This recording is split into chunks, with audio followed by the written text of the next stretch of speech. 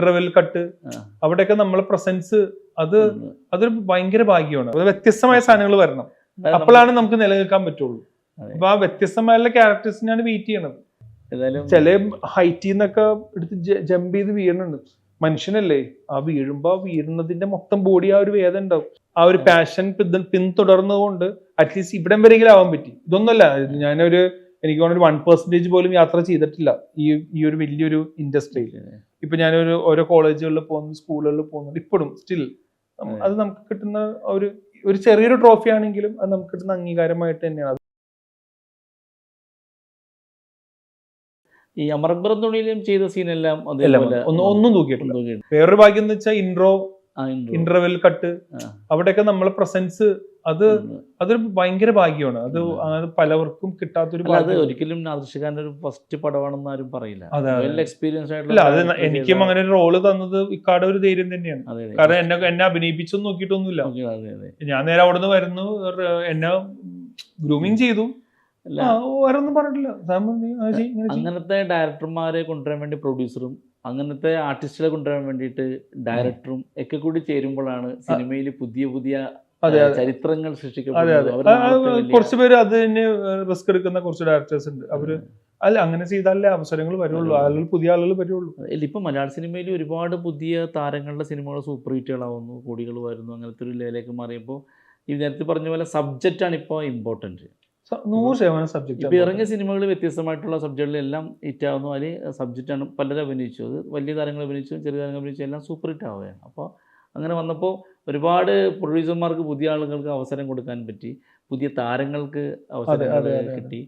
അങ്ങനെ പ്രൊഡ്യൂസർമാരും അവരും കാശുണ്ടാക്കട്ടെ, അവര് കാശുണ്ടാക്കിയാലല്ലേ സിനിമകൾ ഉണ്ടാവുള്ളൂ. അതെ അതെ അതെ, എൻ്റെ ഒരു കൺസെപ്റ്റ് അതാണ്. അവർക്ക് കാശ് കിട്ടണം. കാരണം എത്രയോ പേരുടെ കുടുംബം അതുകൊണ്ട് കഴിയാനുള്ള ഒരു വക അവരിൽ നിന്ന് കിട്ടി.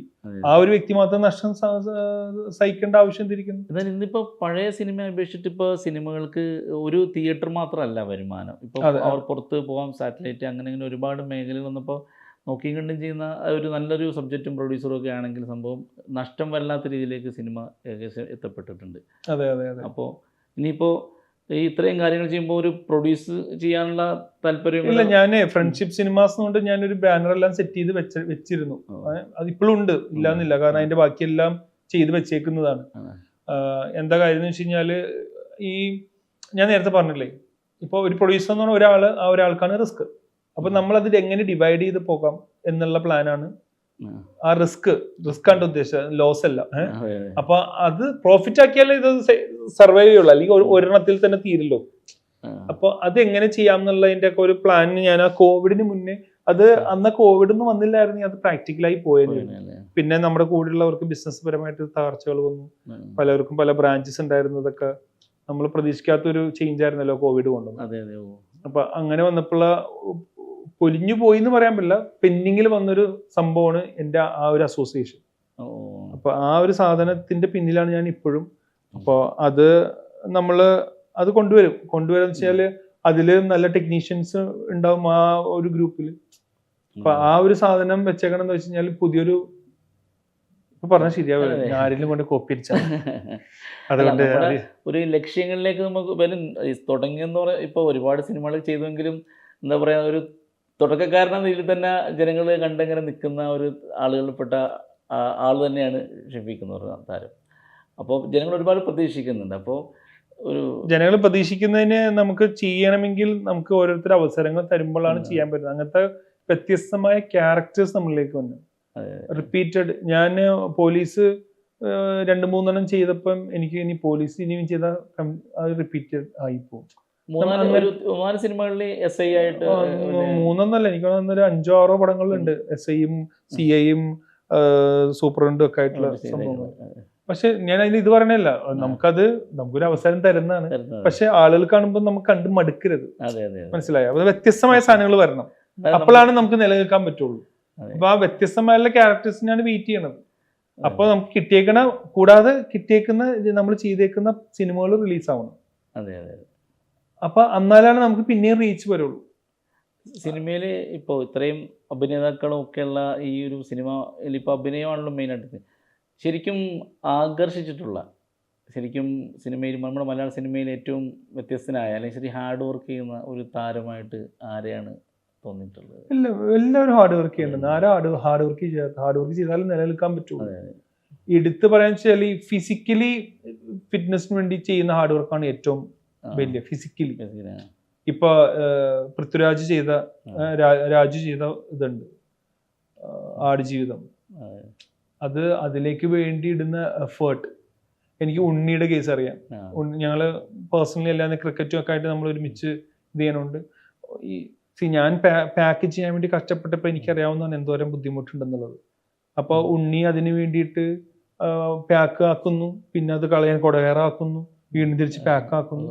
അപ്പൊ അത് എഫേർട്ടാണ് അതിന്റെ പിന്നിൽ. ടൊവിനോ ഒക്കെ നല്ല ഹാർഡ് വർക്ക് ചെയ്യുന്ന ഇതാണ്, ഫിറ്റ്നസിന് വേണ്ടി ചെയ്യുന്ന. ലാലേട്ടനൊക്കെ ഫിറ്റ്നസ്, മമ്മൂക്കൊക്കെ ഫിറ്റ്നസിന് വേണ്ടി ചെയ്യുന്നുണ്ട്. ഞാൻ കുറച്ച് വ്യത്യസ്തമായിട്ട് കുറച്ച് നല്ലോണം മെലിയാൻ വേണ്ടി ചെയ്യുന്നതും അത് വേറെ. ഇപ്പൊ ആടുജീവിതത്തിൽ കണ്ടു കഴിഞ്ഞാൽ നമ്മള് ശരിക്കും സ്കെൽട്ടൻ പോലത്തെ ഇതിനു വേണ്ടി ചെയ്യാന്ന് പറഞ്ഞാൽ ചെറിയ സംഭവമല്ല, അത് സമ്മതിച്ചേ മതിയാവും. അപ്പൊ അങ്ങനെ ചെയ്യണമെങ്കിൽ അങ്ങനത്തെ ക്യാരക്ടേഴ്സ് അതാണ് അവരുടെ ഡെഡിക്കേഷൻ. ഇപ്പൊ ഫഹദ് ഫാസിൽ പറഞ്ഞു അദ്ദേഹം മറ്റേ ആവേശം ചെയ്തപ്പോൾ പുള്ളിക്ക് രാജമാണിക്യവും പിന്നെ ചട്ടമ്പിയാല മമ്മൂക്കയുടെ മാനസങ്ങൾ പുള്ളി അതൊന്ന് പഠിക്കുകയും അത് പിന്നെ പുള്ളിയുടെ വേറെ ലെവലല്ലേ. അങ്ങനത്തെ ഏതെങ്കിലും ഒരു ക്യാരക്ടർ കിട്ടുമ്പോൾ അങ്ങനത്തെ ഒരു പഠനം അല്ലെങ്കിൽ അങ്ങനത്തെ ഒരു നമ്മള് എങ്ങനെയാന്ന് പറയുന്നത്, നമ്മൾ അതിലേക്ക് വേണ്ടി ഇറങ്ങുന്നത് നമ്മൾക്ക് വരുന്ന ക്യാരക്ടറിന്റെ ഇമ്പോർട്ടൻസ് മനസ്സിലാക്കുമ്പോഴാണ് നമ്മൾ അതിന് വേണ്ടിയിട്ട് അങ്ങനെ ചെയ്യാറുണ്ട്. അങ്ങനെ 100%. ഇപ്പൊ ഞാൻ അതിന് ഉദാഹരണം പറഞ്ഞത്, ഞാൻ ആ പറഞ്ഞ സംഭവം ചെയ്തത്, ഞാൻ പാക്കിന് വേണ്ടി ട്രൈ ചെയ്തത്, അത് ആ ക്യാരക്ടർ അത്ര നല്ല ക്യാരക്ടർ ആയിരുന്നു. അപ്പൊ അതിന് നമുക്ക് അങ്ങനത്തെ ഒരു ട്രാൻസ്ഫോർമേഷൻ വേണം. അതിന് ഞാൻ എഫേർട്ട് ഇട്ടതാണ്. ഞാൻ ജിമ്മിന് പോയി തുടങ്ങിയതാണ്. ഞാൻ അതിന് പെയിൻ അനുഭവിച്ചതാണ്.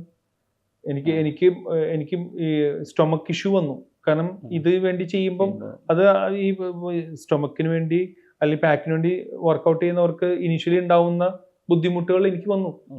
പക്ഷെ അത് ഫലത്തിൽ വന്നില്ല എന്നുള്ള സങ്കടമാണ് എനിക്ക്. പിന്നെ അടുത്തതിന് എനിക്ക് ആ പാക്ക് വേണ്ടായിരുന്നു. പിന്നെ ഞാൻ അതിന് ഡ്രോപ്പ് ചെയ്തു. അടുത്ത മൂവിക്ക് ആ പാക്ക് വേണ്ടായിരുന്നു. ഞാനത് നോർമലി പോയിട്ട്, അപ്പൊ ആ എഫേർട്ട് അവിടെ മാറിയില്ലേ.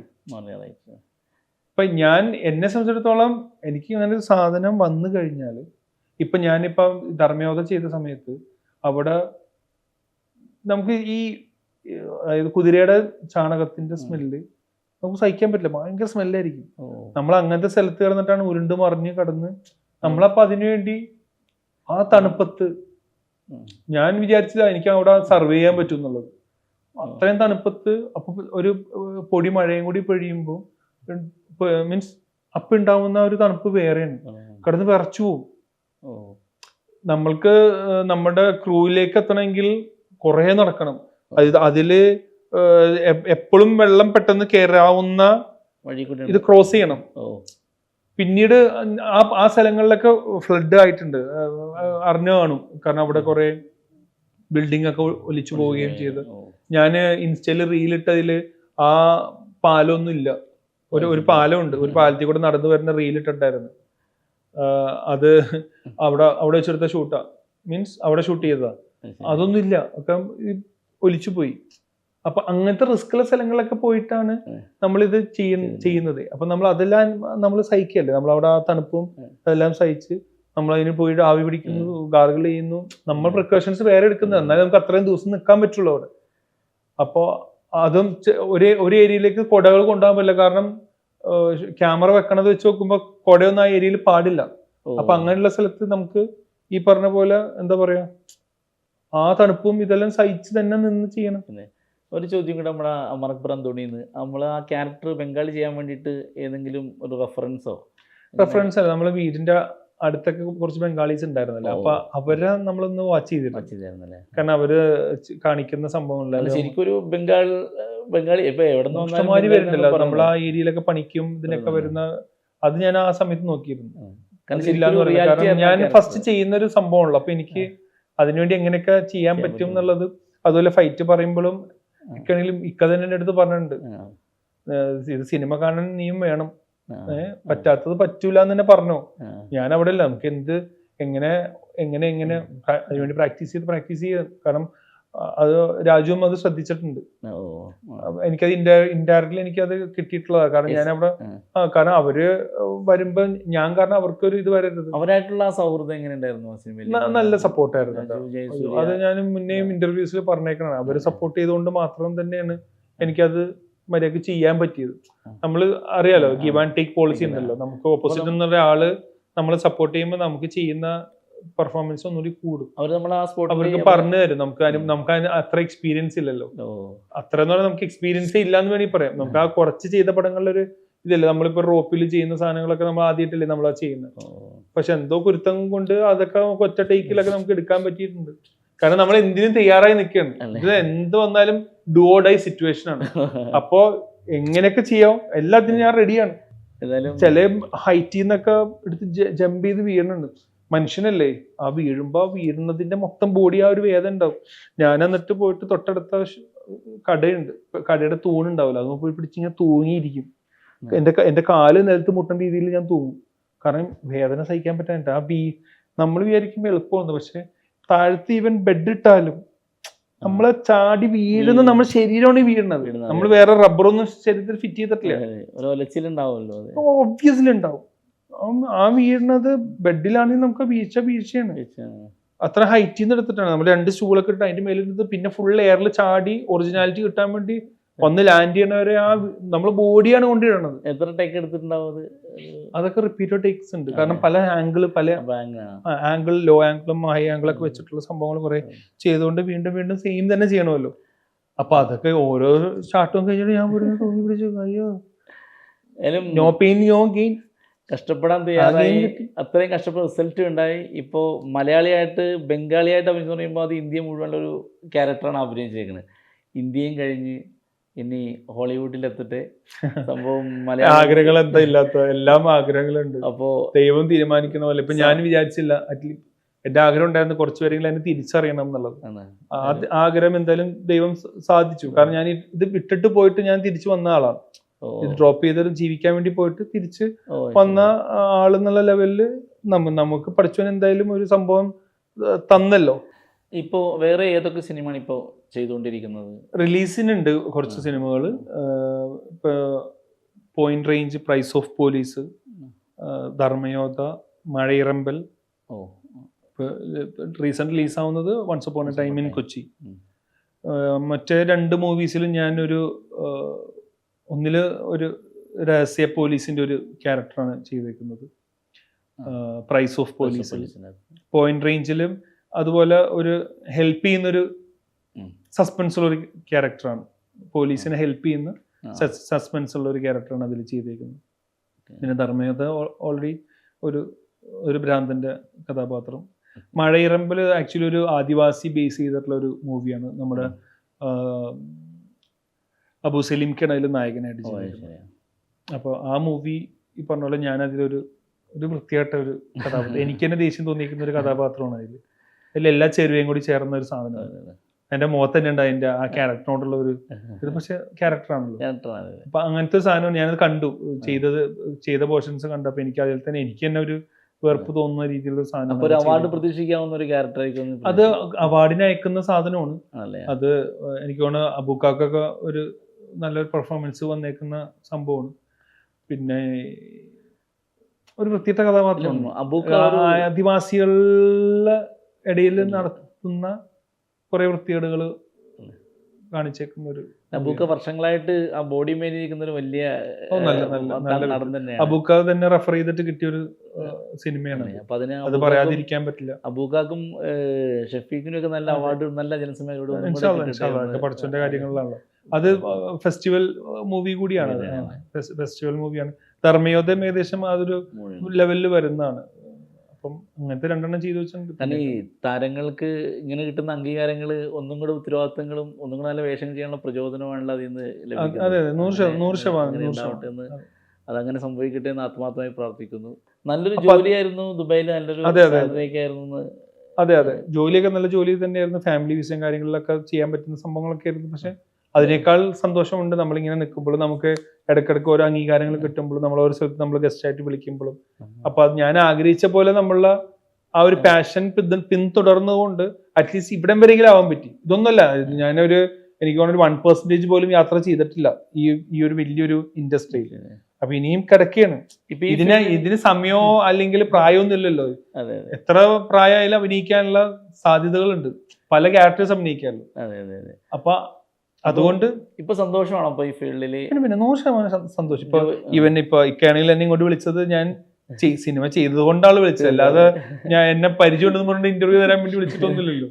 അപ്പൊ അതെല്ലാം നമുക്ക് കിട്ടുന്ന നേട്ടങ്ങൾ. ഓരോന്നും നമുക്ക് ഇപ്പൊ ഞാനൊരു ഓരോ കോളേജുകളിൽ പോകുന്നു, സ്കൂളുകളിൽ പോകുന്നുണ്ട്, ഇപ്പോഴും സ്റ്റിൽ അത് നമുക്ക് കിട്ടുന്ന ഒരു ചെറിയൊരു ട്രോഫി ആണെങ്കിലും അത് നമുക്ക് കിട്ടുന്ന അംഗീകാരമായിട്ട് തന്നെയാണ്. അത് നമ്മൾ ആ ചെയ്തു വെച്ചതിന്റെ. അതെ അതെ. അല്ല അതിപ്പോ മനസ്സിലാക്കി വന്നവഴി വീടിന്റെ അവിടെയൊക്കെ വെള്ളമായിരുന്നിട്ടും ഡ്രൈവ് ചെയ്ത് നമ്മുടെ വന്നു. അതെ, ഞാൻ നല്ല മഴ ഞാൻ റിസ്ക് എടുത്താണ് നമ്മളുടെ ചാനലിൽ മൂവിമാജി ഹൃദയത്തോട് ചേർക്കുന്നുണ്ട്. കാരണം വരാൻ കാണിച്ച ഞാനതെന്ന് വെച്ചാലേ ഞാൻ ആ വീഡിയോ അയച്ചത് അതുകൊണ്ടാണ്. കാരണം നമ്മളെ എക്സ്ക്യൂസ് നമുക്ക് പറഞ്ഞത് ഇഷ്ടമല്ല. നമ്മളെന്താ, കാരണം ആ സമയത്ത് എനിക്ക് അവിടെ നിന്ന് ഇറങ്ങാൻ പറ്റാത്ത കണ്ടീഷനിൽ റിസ്ക് എടുത്ത് തന്നെയാണ് ഒറ്റ സ്ട്രെച്ചിൽ വണ്ടി ഓടിച്ച് പോകുന്നത്. കാരണം ഈ ബാബുജിയുടെ പഴയൊരു കൂട്ടുകാരാണ് മമ്മൂക്ക. അപ്പോൾ ഈ താരങ്ങളുടെ തിരക്കുകൾ ചെറുതാണെങ്കിലും വലുതാണെങ്കിലും എങ്ങനെയാണെങ്കിലും അത് നമുക്ക് ഊഹിക്കാവുന്നതാണ്. അവർക്ക് ഇപ്പോൾ അപ്രത്യക്ഷമായിട്ട് പെട്ടെന്നൊരു വലിയ ഓഫറോ അല്ലെങ്കിൽ കാര്യം അതിൻ്റെ ഡിസ്കഷന് പോയേ പറ്റൂ. അപ്പോൾ എങ്കിലും ആ വേണേൽ ഒഴിയാമായിരുന്നു ഈ യാത്ര ഇപ്പോൾ. പക്ഷേ ആ വന്നത് തീർച്ചയായും ഒന്നും കൂടെ പറയാൻ കാരണം വെച്ചാൽ അതുകൊണ്ടിട്ട് ജീവിതത്തിൽ ഒരുപാട് ഒരുപാട് ഒരുപാട് ഉയരങ്ങളിൽ എത്തട്ടെ എന്ന് ആത്മാർത്ഥമായിട്ട് പ്രാർത്ഥിക്കുകയാണ്. ഞങ്ങൾ വന്ന് സഹകരിച്ചതിന് ഞങ്ങളുടെ എല്ലാവിധ നന്ദിയും സ്നേഹവും ഈ അവസരത്തിൽ പറഞ്ഞുകൊള്ളുന്നു. ഒത്തിരി ഒത്തിരി സന്തോഷം. Thank you very much. അപ്പോൾ എല്ലാവരും 31-ാം തീയതി നമ്മളുടെ സിനിമ റിലീസാവുകയാണ്. Once upon a time in Kochi, നാദിഷ്കാട റാഫിക സ്ക്രിപ്റ്റിൽ ചെയ്ത കളന്തൂർ പ്രൊഡക്ഷൻസിൽ ഉള്ള സിനിമയാണ്. അപ്പോൾ എല്ലാവരും ഇതിൽ പ്രത്യേകിച്ച് പറയാനുള്ളൊരു കാരണം റാഫിക്കയുടെ മോൻ മുബി നായകനാവുന്ന അവനോട് ചോദിച്ചാൽ അറിയാം. ഞാനോട് പല സ്ഥലത്ത് വെച്ചിട്ട് ഞാനോട് പറഞ്ഞിട്ടുണ്ട്, നാളെ ഒരു നായകനായിട്ട് നീ വരും. കാരണം അവൻ്റെ ആ ലുക്കും അവൻ്റെ കമ്മിറ്റ്മെൻറ്റും, അവൻ അസോസിയേറ്റ് ഡയറക്ടറായിട്ടൊക്കെ ഞങ്ങൾ ഒരുമിച്ച് പല സിനിമകളും ചെയ്തിട്ടുണ്ട്. അപ്പോഴൊക്കെ ഞാനോട് പറയുമായിരുന്നു. അപ്പോൾ എനിക്കും ഭയങ്കര സന്തോഷമുള്ള ഒരു നിമിഷം കൂടിയാണ് അവൻ നായകനായിട്ടുള്ള അർജുൻ അശോകനും മെയിൻ ക്യാരക്ടർ ചെയ്തേക്കുന്ന സിനിമ റിലീസാവുകയാണ്. അപ്പോൾ എല്ലാവരും തിയേറ്ററിൽ പോയിട്ട് ഈ സിനിമ കാണുക, പ്രോത്സാഹിപ്പിക്കുക, നിങ്ങളുടെ വിലയേറിയ അഭിപ്രായങ്ങൾ പറയുക, ഈ സിനിമയെ വിജയിപ്പിക്കുക. നമസ്കാരം.